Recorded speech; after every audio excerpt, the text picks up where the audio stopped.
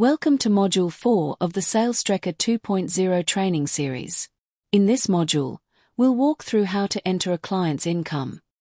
Accurate income entry is essential for lender servicing, responsible lending, and ensuring the application reflects the applicant's true borrowing capacity. Navigating to the Income section.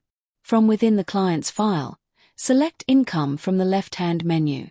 This will open the income summary screen, where you can begin adding all income sources for each applicant. To add an income source, select Add Income in the top right corner. You will then choose the type of income you're entering. Salestrekker 2.0 includes a range of income categories, such as PAYG income, business income, other taxable income such as foreign income, dividends, or pension, and non-taxable income such as government payments, child support or family payments. For PAYG applicants, select PAYG income, enter the gross annual income, and pay frequency. If the applicant receives additional income such as overtime, bonuses, or allowances, these can be added as income items. Make sure the income figures match the applicant's payslips or income documents to avoid discrepancies during lender evaluation. Adding a new income source. Business income.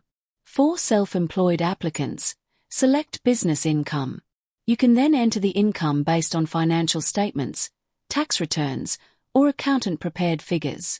Ensure the income aligns with the documentation you will upload later in the Documents section. When you entered the applicant's employment details during their profile setup, you would have already entered their self-employed details of the business name, ABN, business structure, and the applicant's share of ownership. And this will link here to the income. If the applicant owns investment properties and you have already entered these in the Assets section, they will automatically populate under existing rental incomes. You will see the property address, the applicant's ownership percentage, and the rental income already pre-filled. This ensures accuracy and saves time, as the information is pulled directly from the asset you previously entered.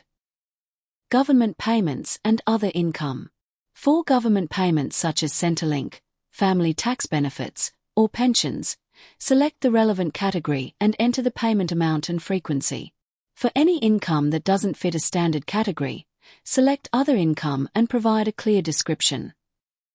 Multiple applicants. If there is more than one applicant, ensure each income source is assigned to the correct person.